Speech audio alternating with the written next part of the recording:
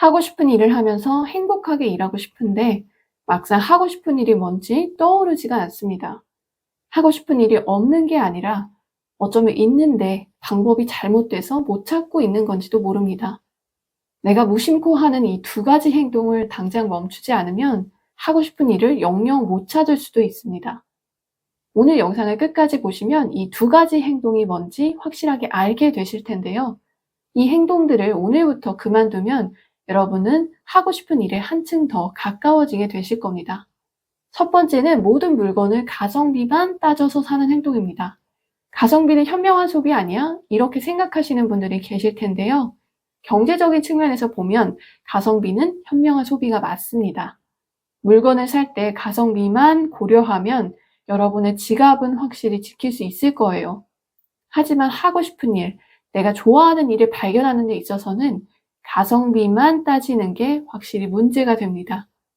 좋아하는 일을 하면서 살고 싶은데 좋아하는 일이 뭔지 아무리 생각해봐도 모르겠다? 그런 분들은 내가 무언가를 고를 때마다 입버릇처럼 가성비를 외치고 있지는 않은지 꼭 한번 확인해 보셔야 합니다.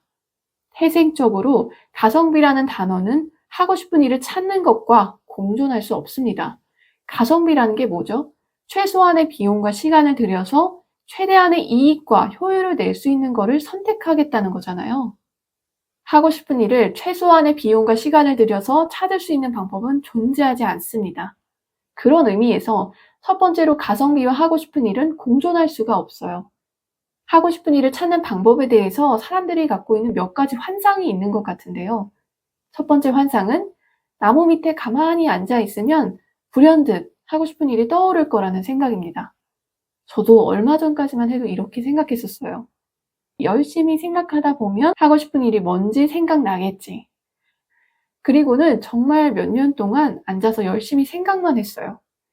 그런데 아무리 생각해 봐도 내가 딱히 하고 싶은 일이 생각이 안 나더라고요. 나는 평생 좋아하는 일을 하면서 살아가는 즐거움을 죽을 때까지 모르겠구나. 평생 재미없는 일이나 하다가 인생이 끝나겠구나 하는 생각이 들면서 슬프더라고요. 그러면서 자기가 하고 싶은 일이 뭔지 정확히 알고서 그 일을 하면서 사는 사람들이 정말 미치게 부러웠습니다. 저 사람들처럼 되려면 어떻게 해야 될까? 그런 의문을 갖고서 자기가 하고 싶은 일을 해서 성공한 사람들의 책을 읽었습니다. 그 책들에서 끊임없이 언급되는 단어가 있었어요. 해보고 였습니다. 나는 이것도 해보고 저것도 해봤다. 한마디로 나는 많은 일을 여러 번 시도해봤다는 이야기가 계속 반복적으로 등장했습니다. 물론 태어난 지 얼마 안 됐을 때부터 자기가 뭘 하고 싶은지 명확히 알고 심지어 그 일을 잘하기까지 해서 엄청난 커리어를 달성한 사람도 있었습니다. 그런데 제가 책을 통해서 알게 된 건 그런 사람은 생각보다 드물다는 거였어요. 그보다는 하고 싶은 일이 뭔지는 모르겠고 일단 먹고 살아야겠어. 되는 대로 내가 할 수 있는 일을 이것도 해보고 저것도 해보고 그러다가 마침내 하고 싶은 일을 발견하게 된 사람이 많았습니다. 하고 싶은 일은 끊임없이 뭔가를 시도한 사람만이 얻을 수 있는 선물 같은 거더라고요. 가만히 앉아서 생각만 하는 저 같은 사람에게는 주어지지 않는 선물이었습니다. 새로운 일에 도전하는 데에는 시간이 걸리죠. 비용도 들 거고요. 그렇기 때문에 하고 싶은 일을 찾는 건 가성비를 따지듯이 최소한의 비용과 시간을 들여서 할 수가 없는 일입니다. 나도 하고 싶은 일을 찾으려고 이것저것 해봤다. 그런데도 딱히 좋아하는 일을 못 찾겠더라. 이런 분들은 하고 싶은 일을 찾는 법에 대한 또 다른 오해를 하고 계실지도 모릅니다. 단 한 번의 시도로 하고 싶은 일을 찾을 수 있다. 지금 하고 있는 일이 만족스럽지 않아서 다른 일을 새롭게 도전했더니 그 일이 알고 보니까 내가 정말 하고 싶은 일이었더라. 그럴 수 있다면 정말 환상적일 거예요. 하지만 그런 환상적인 일을 경험하는 사람은 생각보다 많지 않습니다. 그것보다는 새로운 일을 여러 번 시도해 봤지만 계속된 실패 끝에 겨우 어쩌다 보니 하고 싶은 일을 찾게 되는 경우가 훨씬 많아요. 이익과 효율을 따지는 가성비적 관점에서 실패는 용납할 수 없는 일입니다. 실패는 시간과 비용 측면에서 어마어마하게 비효율적인 일이거든요. 실패를 하기까지도 시간과 비용이 듭니다. 그런데 실패를 견디고 수습하는 데에도 시간과 비용이 또 들어요. 여러분이 물건을 살 때 가성비를 따지는 근본적인 이유를 한번 생각해 보세요. 돈을 내고 절대 실패라는 경험을 사고 싶지 않아서. 이게 진짜 속마음에 더 가깝지 않나요? 가성비의 세계에서 실패는 있을 수 없는 사건입니다. 그런데 하고 싶은 일을 찾기 위해서는 여러 가지 일들을 시도하면서 거듭된 실패를 겪어야만 하죠. 가성비와 하고 싶은 일 찾기는 확실히 공존할 수 없어요. 하고 싶은 일을 찾기로 결심했다면 이제는 가성비가 아닌 다른 기준으로 살아야 합니다. 일단 아주 가볍게라도 무언가를 한번 해보고 싶은 마음이 들었을 때에는 그 일에 시간과 비용을 아낌없이 투자해 보세요. 이때 여기에 돈을 쓰면 나중에 내가 이걸로 돈을 벌 수 있을까? 이걸 한다고 해서 내가 잘할 수 있을까? 나한테 잘 맞을까? 이걸 먼저 생각하는 건 가성비를 따지는 행동입니다. 그런 생각은 지금은 제쳐두고 내가 지금 이걸 조금이라도 해보고 싶은 마음이 있는지만 생각해서 결정하는 게 가성비의 세계를 확실히 벗어난 거예요. 막상 해보고 싶어서 했더니 아무 결과가 없을 수도 있어요. 해봤더니 그게 진짜 내가 하고 싶은 일이 아니었거나 돈을 버는 데나 내 커리어에 하나도 도움이 안 된 거죠. 거기에 실망하면 안 됩니다. 역시 내 직감을 믿을 게 못 되나 보다 하고 다시 가성비의 세계로 돌아가면 안 돼요. 아주 뻔뻔해져야 합니다. 일단 해본 게 중요하지 결과가 뭐가 중요해. 결과는 내 알 바 아니야. 그렇게 생각하고 다시 내가 지금 이 순간에 끌리는 걸 기준으로 선택해야 돼요. 사실 결과가 뭐가 중요하냐는 말이 뻔뻔하기만 한 말은 또 아니거든요. 싫은 일은 죽어도 하지 말라는 책에서 이런 말이 나옵니다. 하고 싶은 일을 찾고 싶으면 먼저 내가 정말 하기 싫은 일에 주목해 보라는 거예요. 너는 하고 싶은 일이 뭐냐? 누가 이렇게 물어보면 대답이 당장 생각 안 날 때가 많거든요. 그런데 네가 진짜 하기 싫은 일이 뭐냐? 이런 질문을 받았을 때는 달라요. 바로 생각이 나거든요. 내가 하기 싫은 일이 뭔지는. 이런 점을 이용해서 내가 하기 싫은 일들을 하나씩 지워나가다 보면 마음 깊은 곳에 숨어 있었던 하고 싶었던 일이 떠오르게 된다는 거예요. 해보고 싶어서 해봤더니 그게 내가 정말 하고 싶은 일은 아니더라. 그러면 어떻게 하면 될까요? 일 목록에서 그 일을 지우면 돼요. 그렇게 하나씩 지우다 보면 내가 하고 싶은 일이 수면 위로 드러날 거잖아요. 당장은 돈하고 시간만 날리고 하고 싶은 일을 찾는데 실패한 것처럼 보이지만 그런 일도 나중에는 내가 정말 하고 싶은 일을 찾는데 도움이 될 수 있기 때문에 실패라고 확정지을 수 없기도 해요. 물건을 살 때도 마찬가지입니다. 세일 코너에 먼저 가기 전에 가성비 추천템을 검색해 보기 전에 먼저 내가 이 순간에 가장 끌리는 걸 사는 경험을 해보세요. 나를 믿고 샀더니 이걸 왜 샀을까 하고 후회하게 될 수도 있어요. 하지만 그런 경험을 통해서 내 취향이라는 게 만들어지게 됩니다. 내 취향이 생긴다는 건 곧 내 스타일이라는 게 생긴다는 거예요. 하고 싶은 일을 찾아서 그 일을 오래 하기 위해서는 내 스타일이 있어야 합니다. 자기만의 스타일이 없는 사람은 다른 사람으로든 인공지능으로든 쉽게 대체될 수 있어요. 하지만 확실한 자기 스타일이 있는 사람은 대체가 불가능합니다. 제가 사회생활을 되게 늦게 시작한 편이거든요. 그래서 또래 친구들에 비해서 모아놓은 돈이 별로 없었어요. 친구들 중에는 막 벌써 1억씩 모은 사람도 있고 심지어는 집을 장만한 사람도 있는데 저는 거기에 비하면 돈이 너무 없으니까 조바심이 많이 나더라고요. 이 격차가 더 벌어지기 전에 한 푼이라도 더 모아서 친구들하고 잔고를 하루빨리 엇비슷하게 맞춰야겠다. 그런 압박을 느꼈어요.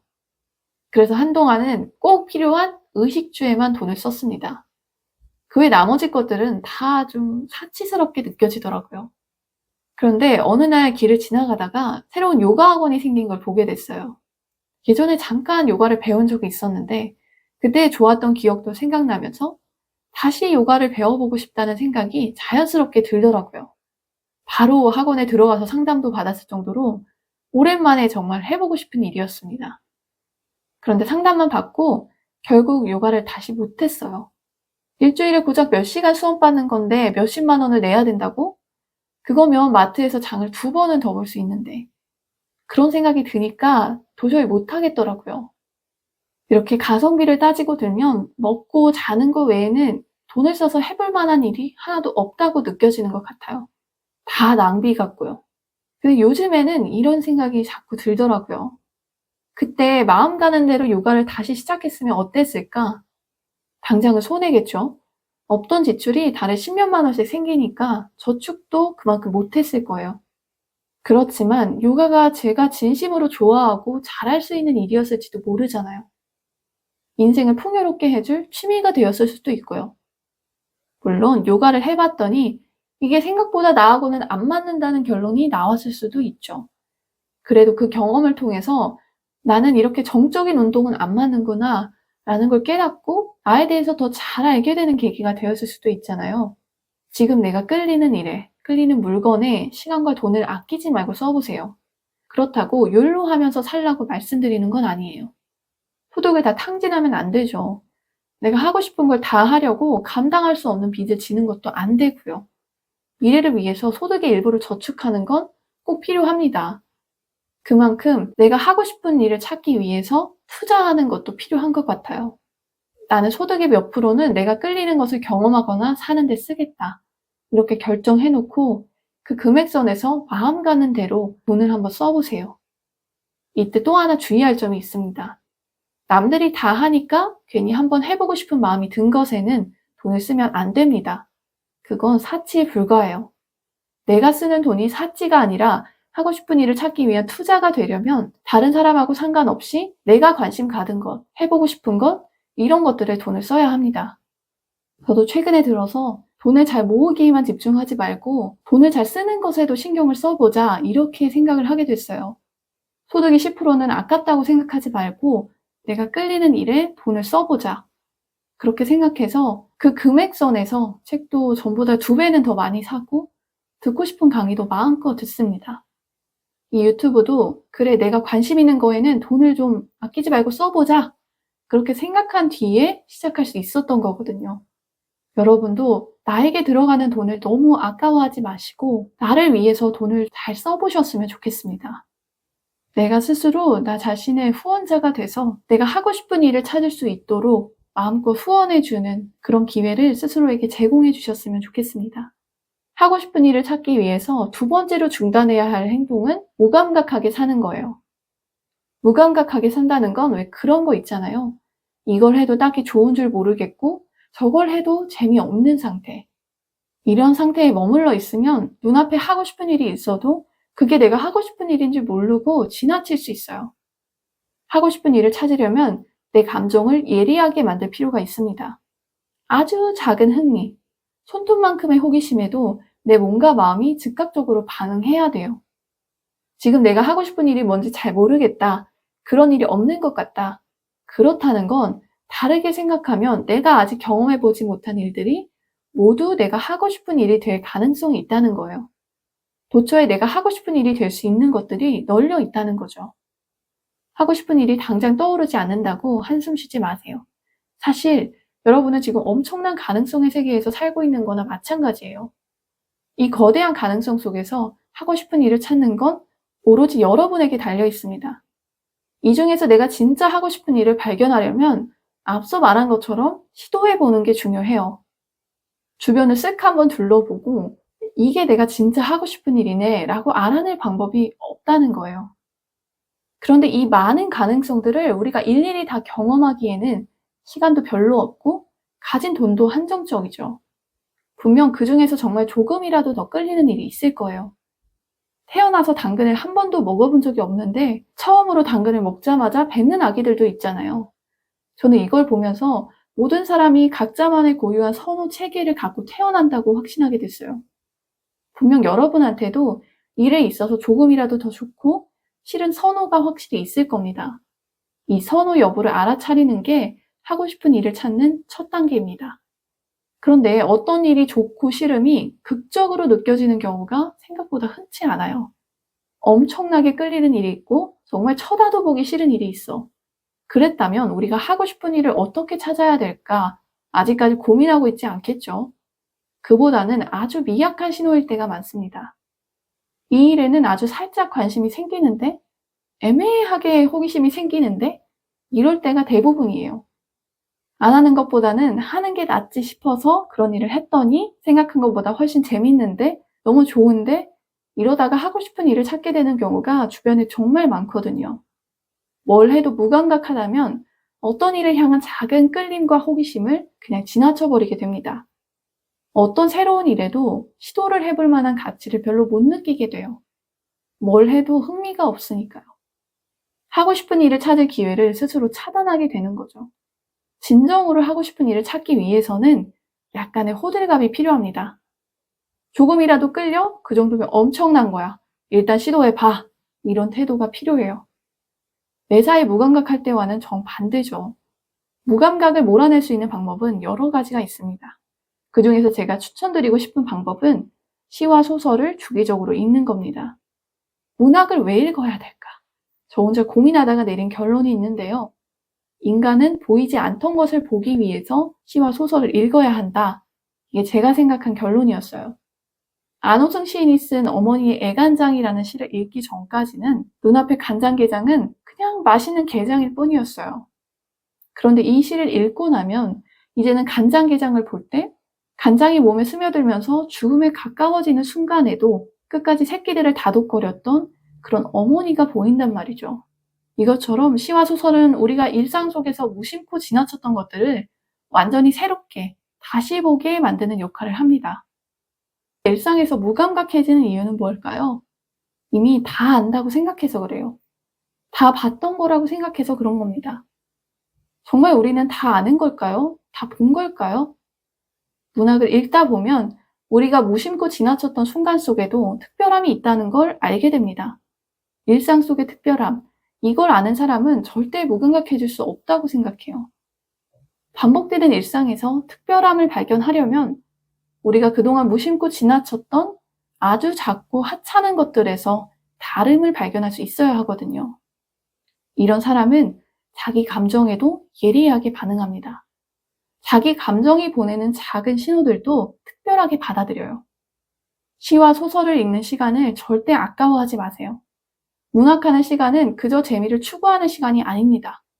당연히 때우는 시간도 아니고요. 하고 싶은 일을 발견하기 위해서 내 내면을 예리하게 다듬어 나가는 단련의 시간입니다. 꼭 하고 싶은 일을 해야 되냐? 그냥 적당히 현실에 안주하면서 평범한 직장인으로 사는데 만족하면 안 되냐?